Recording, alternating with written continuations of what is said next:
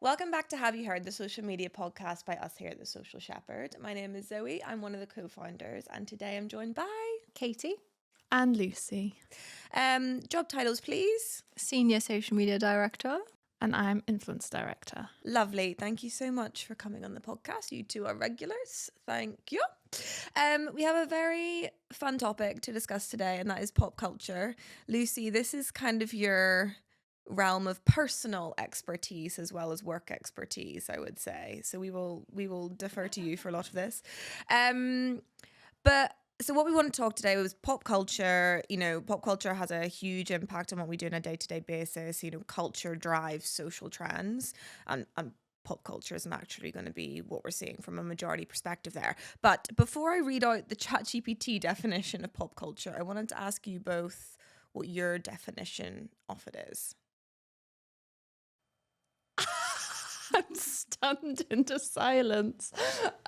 My definition of pop culture is probably popular things in culture, including like music, film, TV, internet, though internet culture is kind of like a subculture of pop culture. There's also lots of many other subcultures within it. But yeah, anything that's kind of like within the entertainment space to an extent. Yeah, what she said. Okay. And mainly like mainstream entertainment, but then also stuff that's been influenced by those subcultures and sub-communities and stuff. Okay, nice. I will read out what ChatGPT said. So it said, pop culture, short for popular culture, is the collection of ideas, beliefs, images, trends, and practices that are dominant or widely accepted in mainstream society, especially among young people at any given time. It's what most people are watching, talking about, wearing, sharing, and engaging with. Pop culture includes things like TV shows and films, music and artists, memes and internet trends, slang and phrases, fashion trends, celebrity news and gossips, and games and tech. So that's pretty much everything. Yeah, but I guess pop culture is like representative of the wants and needs of a majority in terms of like the cultural movements. And then quite often pop culture is brands and, you know, entertainment outlets reacting to pop culture. So trying to create something that's culturally relevant. Mm-hmm. Does that make sense? No? Kinda. Okay, all right. So I guess one of the things that we have been asked to talk about is, so what platforms do you think are the best at driving pop culture and the best to kind of like learn about it and make sure you're involved in it? Definitely TikTok. I think there's loads of accounts on there that keep you in the know of like pop culture and stuff as well. But definitely TikTok is a bit more of that like trend incubator as well. So a lot of pop culture stuff will be birthed on that platform, or trends or challenges, anything of that nature. X, a lot of stuff seems to trend on there, especially maybe more from like a meme side of things. What about forums? Yeah, I was going to say forums, a pretty big one, like, and always has been. Like, there's, particularly in like music, there's a lot of like old school forums. They're still kind of there, and I sometimes still go on them, where you get a lot of that kind of pop culture in the sense of like music and everything, and you get a lot of like fan culture and everything kind of breeding on there. But then that's also kind of evolved where you've got the likes of Reddit now, where obviously all the like subreddits and stuff, like I've looked at the ones, I'm not allowed, I don't know why I'm actually doing this again, but like around Severance recently. Or Lady Gaga. I haven't been looking at Lady Gaga on Reddit, but like I have gone there in recent times to look at theories and stuff like that. But yeah, like that definitely is one. But yeah, I guess Twitter, as I still know it, and refuse to call it X, definitely for like, particularly around TV and film, there's a lot of like discourse on there. I guess Threads is coming up in terms of getting a lot of that kind of content as well. And I guess on platforms like Instagram, you've got a lot of those accounts that they're almost like pop culture news accounts that like give you the news. Or you've and got also like meme accounts as well Exactly. on there too. Like they really speak into pop culture as well. And the more like aesthetic side of pop culture too. That's quite good for Instagram, all of the Yeah. trends that way. Definitely. And I say X is also really good for celebrity news and gossip. Yeah, That's always trending on there. So that side of pop culture. So how much in your day-to-day roles does pop culture impact the strategies or the content that you're creating for clients? Yeah, I guess it depends on the client because not every piece of pop culture is going to be relevant to every single client. But the teams every single morning, every minute of the day that they can, is kind of having a look at what's being said online, what the communities are saying to inform their social strategies and to see if there's opportunities for us to be reactive, to inform the clients of any trends or changes as well, because those trends go beyond social strategies as well. So that's not to say that we can't inform the client and be like, you should create this landing page, or, for example, coastal grandma was like a massive thing on Instagram. So that's not to say that we couldn't do a reactive piece or some content around coastal grandma, but then we can let the client know that that's also a big trend. So then maybe they'll create a coastal grandma collection on their page or something of that nature. You just learn so much from social, and I think this is the one thing that we're doing so much of at the minute is it's like an incubator for your customers' thoughts and feelings and what they want to see. And because ultimately, like, the reason I love social is that it's almost like a live representation of what the public want to see and how the public are driving cultural moments and the visual trends that they want to see. Whereas pre-social, we only really got that from like key opinion leaders or famous people, for example. But I think a lot of brands, like, everything ultimately is social. Like, if you have social at the center of your marketing strategy, that's where you're going to win, because it's not just social as a marketing channel, social as a research tool. And I think that's where people really get the most out of it, is where it's like start, middle, and end, everything is social, and you use all of your other channels to pillar off the back of that. Because like you said, we've done work for fashion brands, for example, where Coastal Grandmother, for example, or even like Y2K, whenever that was kind of popping off, and it still kind of is in a way, getting them to create custom landing pages, getting email campaigns going out. But all of that data came from social listening to understand what people actually wanted to see. So I think there is like such a place for brands that are really willing to tap into it. And like, I hate the term, but like, it's not just social first, it's just everything is social at the end of the day. Isn't it crazy how far social has come? I know.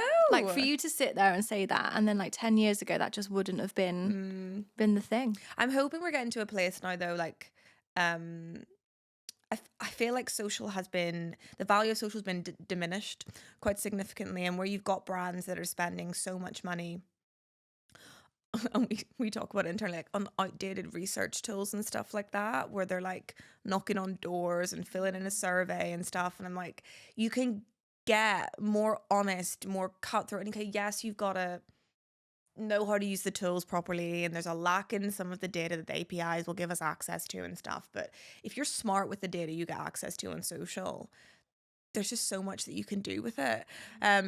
But I think where we have brands that are sometimes investing like millions in a TV ad just on the creative itself, and then they're also spending millions on placing that. And I'm like, we don't get the same respect on social, even though it's a more cost-effective way of reaching a more targeted audience. So I'm hopeful that because of social coming so far, we'll start to get a little bit more respect. And budgets are already going that way anyway. Like, I think digital overtook traditional media. I can't remember the stat exactly, but it was the first year that digital overtook traditional spend from a media perspective. But I think social is kind of like, everything is social. Yeah. How does it impact you? You're an influencer. I guess. I thought you said I am an influencer. I'm like, am I? No, I'm an influencer. I guess it kind of depends on who you're working with and the brand. So I guess like if you're working with an influencer who's part of a particular like community online, and then there's like relevant things happening from a pop culture perspective within that kind of, or that like overlays with that kind of community and stuff, then yeah, there definitely is. I mean, I guess like we as a team, similar to yours, like we do have to kind of keep an eye on what is happening in the influencer space. But then you've got things like Coachella that are coming up this weekend, and you know, that's known for becoming almost like the influencer festival these days and everything. And so I'm sure, you know, there'll be all sorts that come out off the back of that. But equally, it's always really worthwhile keeping an eye on events like that to see what brands are doing there and stuff. So I'm sure the likes of Rode will be there with some kind of pop-up or whatever. Poppy. Yeah, exactly. That will Didn't kind they of get cancelled? Something oh yes, for the vending machine things. Yeah. But yeah, I think things like that kind of definitely have a bit of an impact and stuff. And you just have to kind of like always be keeping an eye on what anyone and everyone is doing and how that can then impact wider things. I am excited for the Coachella outfits though. It's funny though, but with Coachella, like some of the people kind of get to their past their point of like influencer status, and then they're like, I'm too cool. Yeah, part of just this. wear a white tee and denim Yeah. shorts. Yeah. Side note, do you actually think investing in a partnership or something to do with Coachella for a brand is worth the money that it'll cost you? I guess if you're like a legacy brand, maybe less so, because I think it seems the brands that kind of get cut through a noise at events like that are these kind of newer ones that have kind of cropped up within like the last 5 years or so. Whereas, yeah, if you're kind of like a brand that's existed for, say, 15 plus years or something, it's even harder. It almost feels a little bit like you're kind of forcing your way into it, unless you're obviously like a Coca-Cola or a Pepsi or of the world or something. I guess it depends how you're doing it, because I could see Coachella being really beneficial just for like, I hate to use the term, but like fast fashion brands to, outfit picks. We're at the start of festival season now. If you can get some good outfits and some good influencers, you are going to have an impact there. Whether you'll make the money back like directly from that campaign, I'm not sure, because it will be expensive. Yeah, I'd love to know the stats of brands that have invested in it before and if they've seen the return on investment. But then I guess this is where it's so hard. It's all around like data attribution, isn't it? Like these kind of events, it's so hard to attribute whether that definitely drove, if you saw a huge spike or something. I'm sure it had some kind of impact, but you can't see that like direct measurement. And that's why when you're saying about like with social overtaking, more traditional forms of marketing and advertising and stuff, probably one of the reasons why it's still taken so long for social to get there is just because of how hard it is to attribute. I mean, with fashion, it's a bit easier because you've got like your LTK links and you can do all that kind of stuff. But I guess what it does dismiss of, as with any marketing channel, is like the longer term view that would have had. I guess it's the same though, because with something like a Coachella, a lot of those brands actually won't necessarily even pay the influencers through the posting. They'll just be taking them to Coachella with them.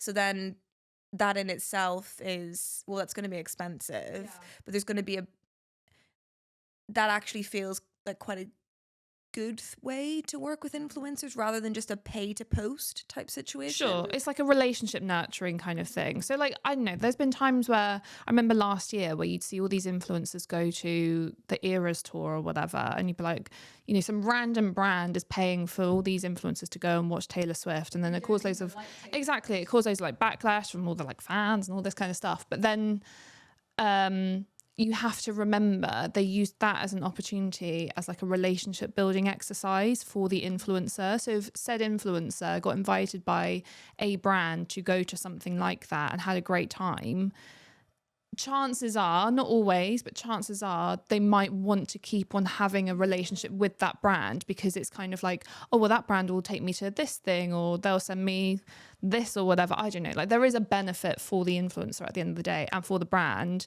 So then when there come those opportunities where it's like, oh, we've actually got a paid for campaign or something, you might be more likely to kind of jump at the chance of working with that brand. But it's so hard because it is just such a long-term kind of. Yeah, I think those things like the Eras tour and stuff like that are better for brands that might find it hard to get influencers to be sticky to. Whereas whenever it's stuff like fast fashion brands, like the majority of influencers, if they're in that space, are going to do a paid for campaign. You don't need to be convinced by a concert ticket. And the thing that I found the funniest about those campaigns was it was a lot of fashion and beauty brands that were doing it, but there wasn't actually that much content that people made with the products off the back of it. There wasn't. I think when it's fashion, it's different though, because it's like, and like people engage with a nice outfit pick. It's a bit different to like, let me try my Dyson Airwrap, for example. Like it's more of an impulsive buy, isn't it? Yeah. People are gonna get it there and then if they want it. I guess the thing when you were saying like, is it worth brands investing in those kinds of events and stuff?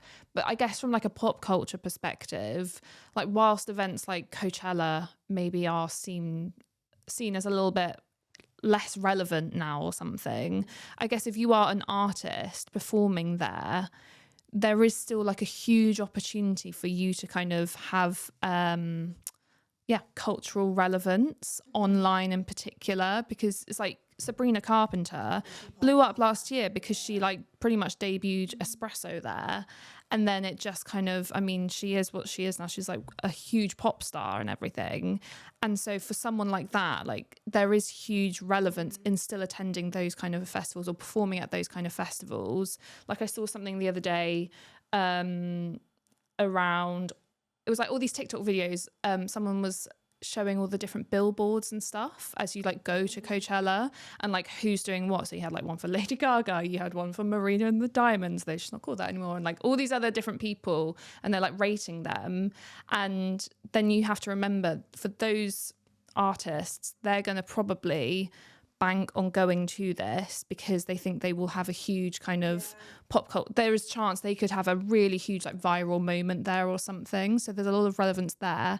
And then for a brand, you've got all these like moments happening on social related to those events where you can then jump into to drive that relevance, if that sort of makes sense. I'm just thinking, actually, would it be more beneficial for a brand? And obviously it depends on the industry, it depends on the category, obviously.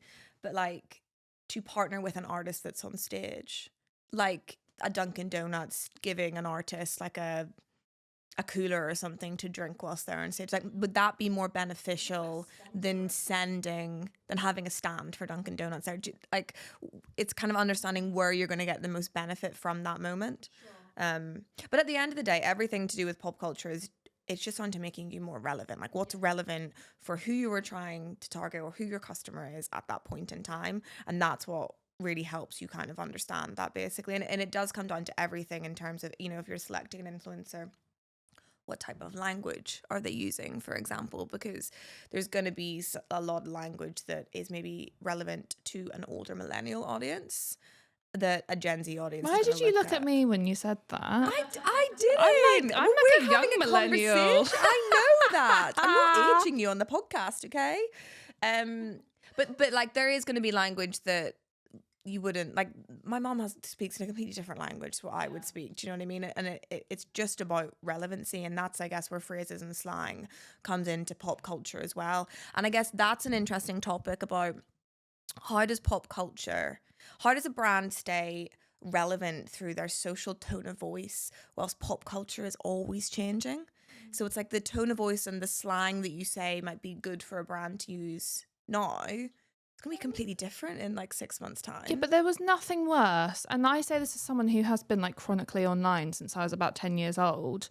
I remember 10 plus years ago on like pop music forums, and people would say yes and like all these like phrases that are so like embedded online these days.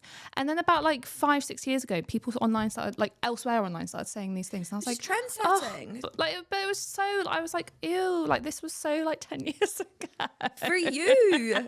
Yeah, I know, because I'm a trendsetter. Because you're an influencer. I mean all these things. Anyway. Yeah, I guess the tone of voice doesn't change because ultimately that's still the brand's personality, but it's just the language will change and adapt over time, and it just depends who you're targeting.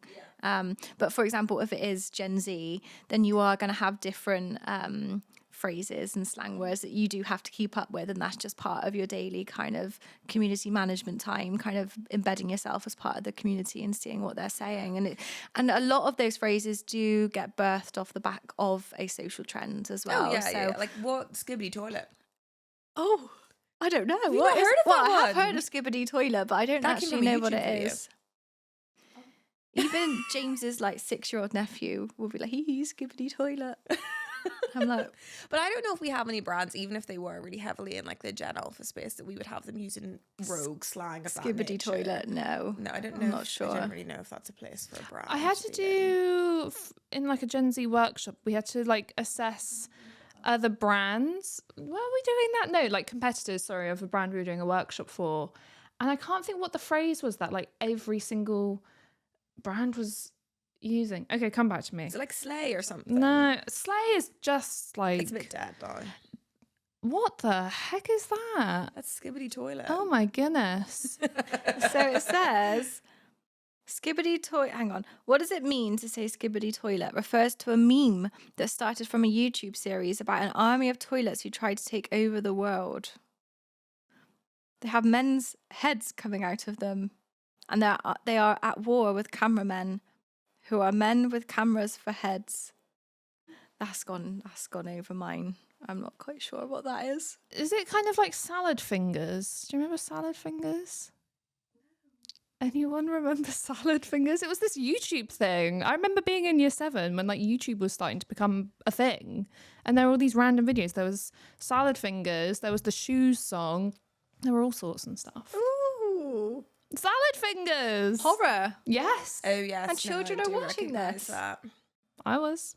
But sorry, back to our topic of slang. I don't think I still think there's some slang phrases that are born on social that brands shouldn't be using. Correct? Yeah, I can't think of one right now, but Well, like Skibbity Toilet. We're not gonna. no, but if you were a brand that was trying to target 13-year-old boys. Maybe in the comments. Maybe not on the caption. Yeah. I don't know. It depends what you are. Maybe you're a gaming brand. Do you think you can be more playful in the comments than you can in a post? Why do you think that is? Oh, I guess the comments is the best bit. Yeah, on I love TikTok. a comment. Comments are so underrated. We need to speak to the platforms and try and get engagements on comments because they are such an underrated part. And like when almost like we kind of have to accept, and it's through no fault of ours, platforms, we're adding you, but when we report on account level engagement rate, it's actually not true because you're not taking into consideration engagements on comments. And actually that's where a lot of like the cultural relevancy piece and your voice within your audience is mainly found. And like a lot of the time comments are getting thousands and thousands Sometimes of more likes than the actual post yeah, itself. exactly. So I think there's such a place for brands in there. And I think even if you want to like start testing out, whether pop culture references or bits of slang are for you, like the comments is a really good way because people are honest, particularly on platforms like TikTok. They'll be like, Ariana, what are you doing here? If it's something that you shouldn't be doing type thing.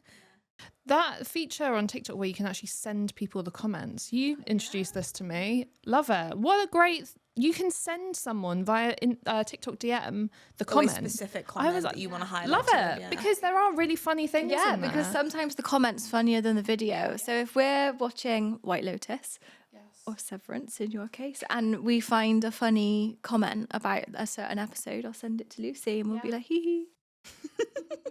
Cute.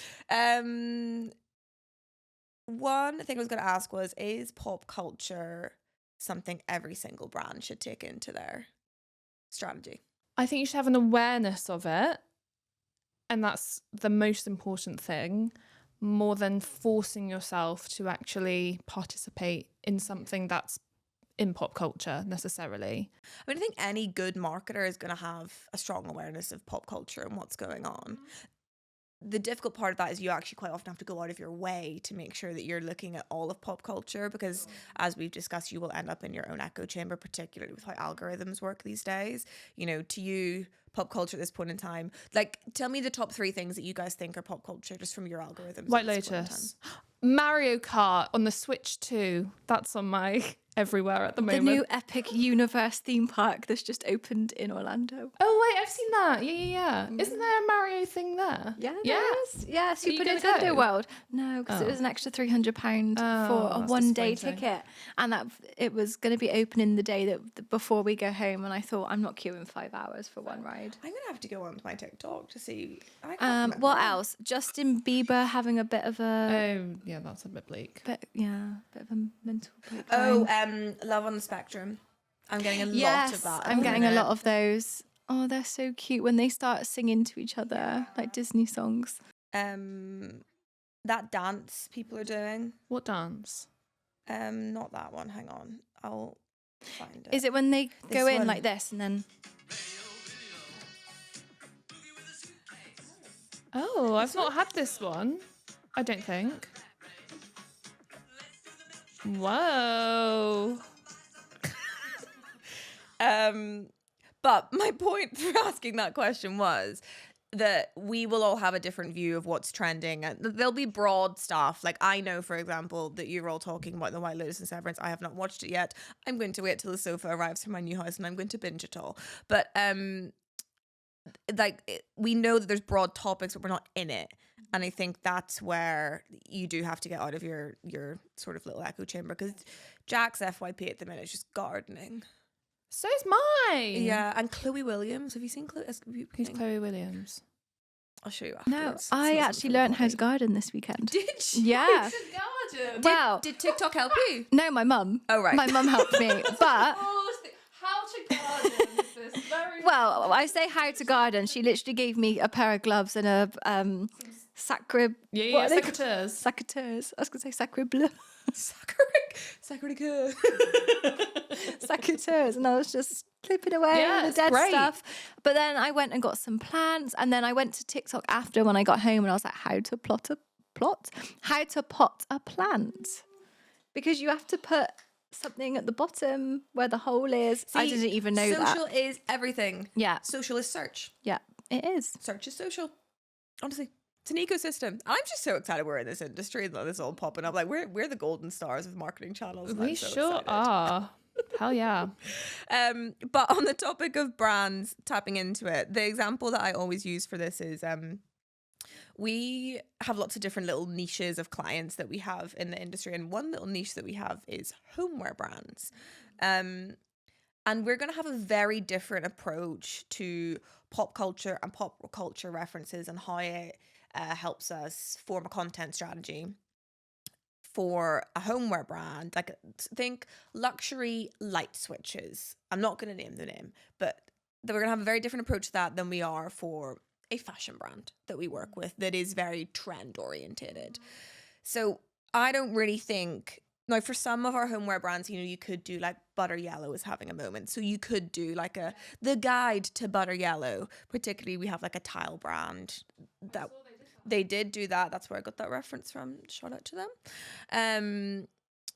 But there is a place for that in there, but it's not necessarily going to be like tonally led slang use stuff. No, in their it might just be like content. subtle references here or there. Maybe you'll use a trending sound or something just to kind of maximize your reach rather than creating content that specifically falls around pop culture. Because I guess when you use pop culture as a brand, it kind of falls into that upper funnel content stream, because what you're doing is you're clinging onto something that is broadly relevant at that point in time to be able to reach a broad audience. Whereas whenever you're talking about something like tiles or light switches, it's a very need driven purchase. So actually what you're trying to do there is come up as, yes, culturally relevant, but you're trying to be discoverable when someone with intent is searching for you.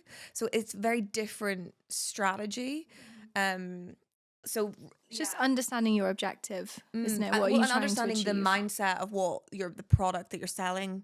Like, fashion is can be a very impulse purchase. Light switches, not so much. And understanding your audience, that's what it always comes back down to. I swear to God. It's always like, what does your audience actually want to see and what can you give them? Yeah.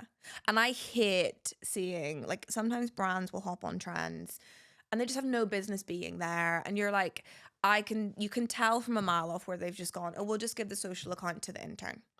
And like, then you're just getting them creating content that they think is relevant for them, but they haven't been taught how to be a marketer effectively. So they're not thinking about the audience. Yeah, but is that not the most annoying? I get so annoyed where I see those comments where it's like, give the social media intern a raise. I'm like, it was probably like a team of about 10 people who decided to do that. Yeah, very true. But yeah, I think people do often fall into the trap of like getting the lowest hanging fruit on social and then just tapping into any trends. We talked about it last week, but there's probably loads more examples. But like when people jumped on Baby Reindeer and like the Bianca, is her name Bianca Sensori? Is it Sensori or Sensori?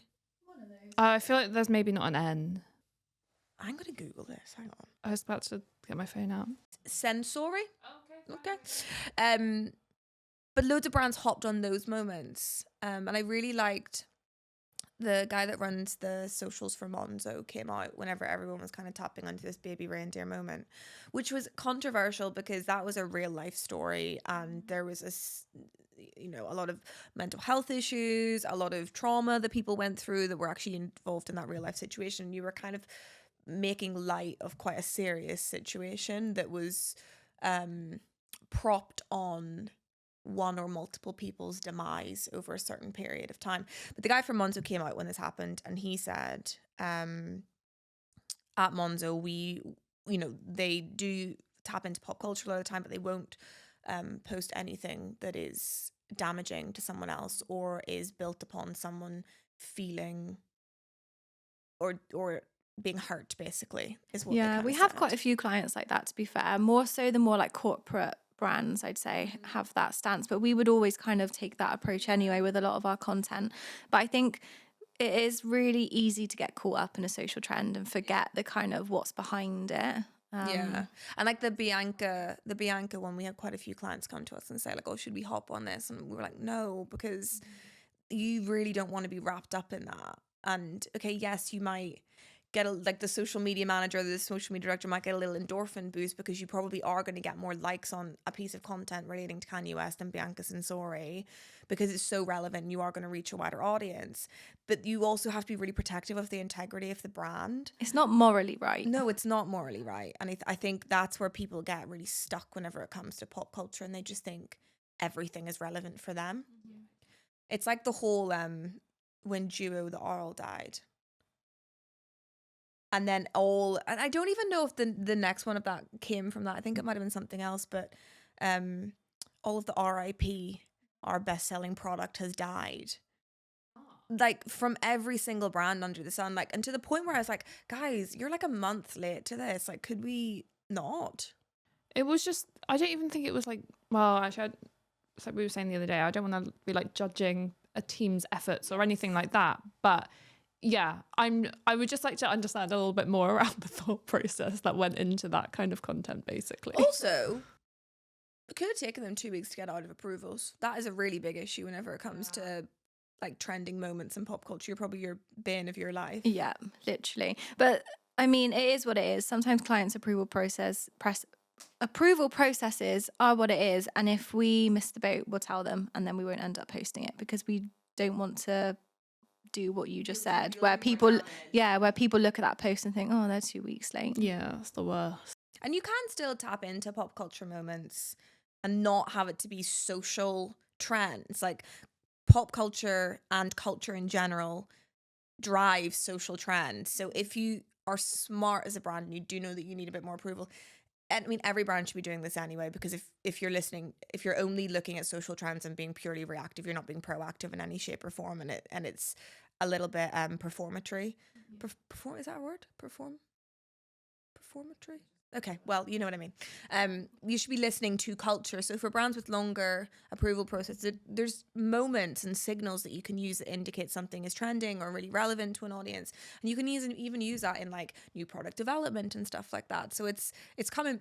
The point that we raised at the start is just listen on social and culture, and you'll get into a really good place with it.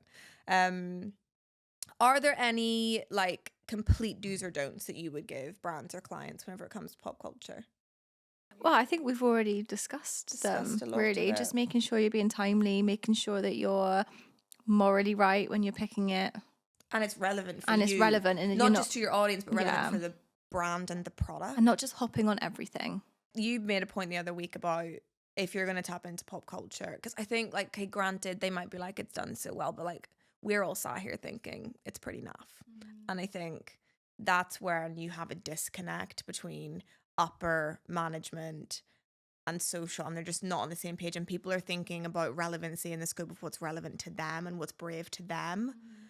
Yeah, I was going to say sometimes I think when you actually work agency side and you are so ingrained in that specific marketing channel, so like social media, for example, you do have such a strong awareness of like what is and isn't good, or what is the right or best way of doing something, blah, blah, blah, blah, blah. But truthfully, when you are client side, it can take so long to make a breakthrough and be doing a certain type of thing on social, for example, that because it's such a breakthrough, you will really celebrate that internally. And I think, yeah, like you say, unless everyone on like the C-suite or whatever is fully aware of what does and doesn't work on social, it can just be really hard. I think you have to have a bit of empathy. You do. And I think the thing is as well, like we've got quite a lot of pitches going on at the minute, and the majority of the time you get Katie's just dinner lippy. Okay. The majority of the time you get, campaign briefs for pitches and stuff like that. And we tend to do a really brave response of what we think the brand should be doing and a safe response, because we don't want to scare a brand by thinking you're going to push them into something they're not used to. And to be honest, the majority of the time, the social team on the call of the pitch are like, this is exactly what we want to be doing, but we're going to have to start with the safe option because we're going to have to build our way up to that. And I think that, to me, just indicates that there's such a big disconnect by the teams that the social team is reporting into and the social team. And I think I do think we'll start to see more of a flip, because I think if you work in social, the social media managers of today will be our next head of marketings and our next CMOs, just because you get like such a good broad understanding of audiences through social. So I think we will start to see that flip. But yeah, that is common. On the other side of it though, we've got another brand that came to us and they literally said, if your ideas don't almost get us sued, they're not big enough. And our creatives were like, woohoo, now we're excited. But that is very far and few that happens. So actually going back to kind of what we talked about is, I think bravery is really important, but bravery that's matched with integrity.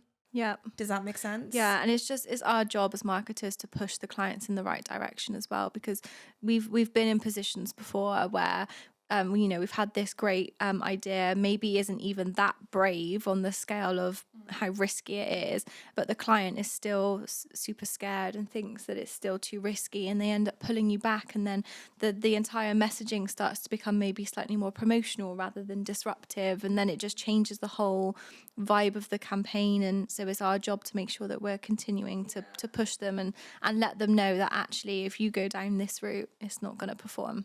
I do sometimes think, if you in the marketing world do not look back at stuff you did even like 6 months prior, and you don't get like the ick of how you did it, you're not doing it right, because it's like you have to constantly be learning and like taking new piece of information or learn from all of that to kind of go, because there's so many campaigns I've probably worked on, I'm like, oh my goodness, if I got that brief again, I would do that so differently. I don't know if I've just completely digressed there, but what you were saying kind of like, yeah, like it is so easy when you're in that moment where, particularly when you're working in an agency, to have the client, this is the brief, and then what the final output is like so far removed, or what you said you were going to do is so far removed, and then it's like, you're so ingrained in like trying to kind of get that over the line and tick that off or whatever, that sometimes you don't fully take a step back and go, oh goodness. Well, we've done a lot of work recently in terms of like getting really comfortable with challenging clients back and being like, look, the idea that this is a watered down idea of what we initially came with because there's a lack of bravery from your side internally. We get that, we understand, and every brand has internal politics. But if we look at the brief versus what this has now been watered down to, it's not matching. And I think like there has to be that confidence from an agency to push back to a brand in that way, and equally the respect type thing, mutually between both parties. I was just thinking there in my head that like I don't know if like the way that traditional marketing teams have been structured, it's pop culture driven strategy. It's not even pop culture, it's just culture driven strategies, because like if we look at brands like Surreal, Duolingo and stuff like that, like they have taken very social first approaches to their marketing. Their approval process is next to null. And I feel like we have a lot of brands and businesses that are set up in a very traditional way. They have a bit of a if it's not broken, don't fix it, but they don't even realize that it is broken because they're not listening in the right places. And I just feel like brands do kind of need to completely change the way their marketing teams are structured in order to be able to succeed in these places, because you've got a lot of brands out there doing like subpar or mediocre work on social media and not tapping into it. And granted, there's always going to be the A players in any single channel that you do and people that are owning it. But I just think to do a really good job of social these days, you need to hire the right talent and you need to trust that the team know what they're doing.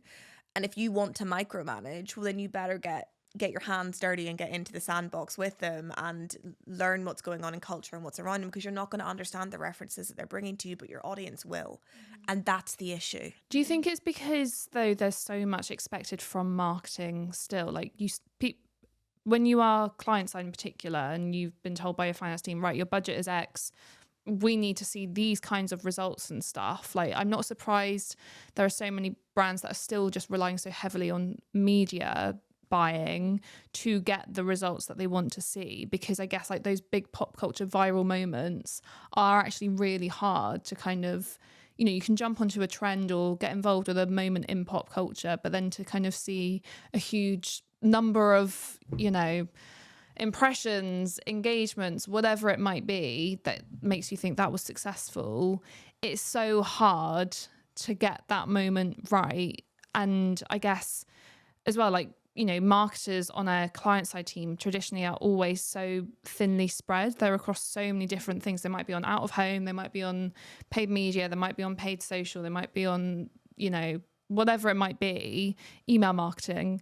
And they've got so many points they have to try and like deliver to, that they're not gonna get fully ingrained into each specific specialism well enough. But then that is where you need an agency to support you. Well, you do. It's really hard. It is really hard. I think a lot of our clients, as they've grown with us, they have got social specific teams within their, and not all of them, but a lot of them do. I think the main thing is like you need to give your social team the authority to make decisions and make them quickly.